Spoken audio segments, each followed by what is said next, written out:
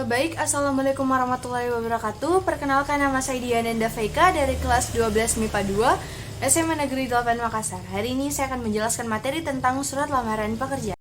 Baik, yang pertama adalah pengertian surat lamaran pekerjaan. Surat lamaran pekerjaan adalah surat yang berisi permohonan untuk bekerja di suatu lembaga, perusahaan, atau perseroan terbatas atau PT, yang pada umumnya memiliki bagian-bagian berisi identitas diri, jasa yang dapat dilakukan, pendidikan, hingga keterangan keahlian dan pengalaman. Surat lamaran pekerjaan biasanya bersifat formal atau resmi.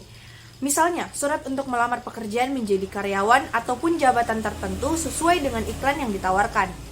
Dalam hal ini, pelamar dalam surat lamarannya perlu menyebutkan sumber lamaran tersebut pada alinea suatu paragraf pembuka.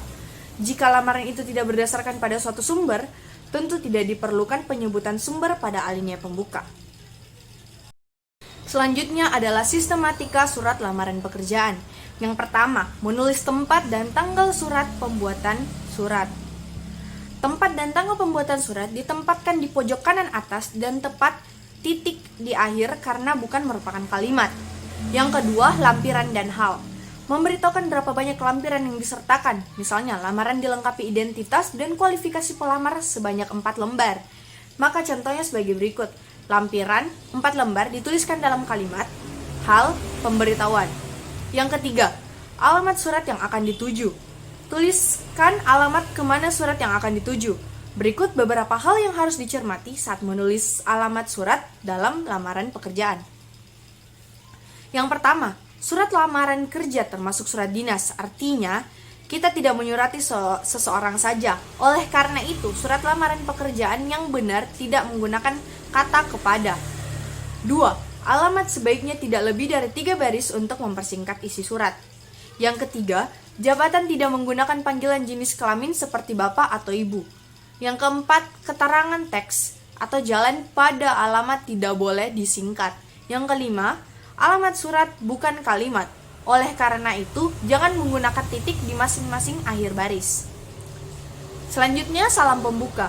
Merupakan salam atau ucapan hormat yang biasa dimulai ungkapan dengan hormat untuk memulai surat lamaran pekerjaan secara formal. Selanjutnya, alinea pembuka. Alinea pembuka sebaiknya menggunakan bahasa yang baik dan sopan agar para pihak atau instansi yang membaca tidak tersinggung. Di dalam alinea ini juga sudah muncul pertanyaan umum yang menggambarkan diri pelamar atau tesis. Selanjutnya, isi surat lamaran pekerjaan terdiri dari hal-hal berikut ini. Yang pertama, identitas diri. Dalam identitas diri berisi nama, tempat tanggal lahir, alamat, pendidikan terakhir, dan dapat ditambah hal lainnya sesuai keperluan. Selanjutnya, maksud dan tujuan. Berisi keterangan mengenai alasan pengirim atau pelamar untuk menulis surat. Yang ketiga, menyatakan lampiran.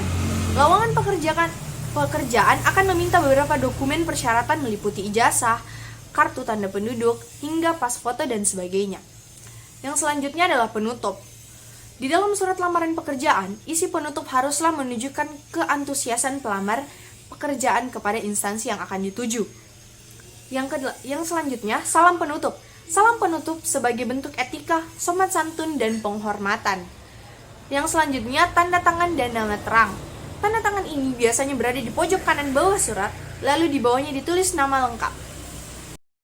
Selanjutnya, jenis surat lamaran pekerjaan. Yang pertama, surat lamaran pekerjaan yang ada riwayat hidupnya. Surat lamaran pekerjaan dengan riwayat hidup atau curriculum vitae atau CV adalah surat lamaran pekerjaan yang digabungkan dengan riwayat hidup. Dengan cara ini, riwayat hidup termasuk isi surat karena surat lamaran pekerjaan berupa gabungan antara surat lamaran pekerjaan dengan riwayat hidup. Cara ini disebut sebagai model gabungan.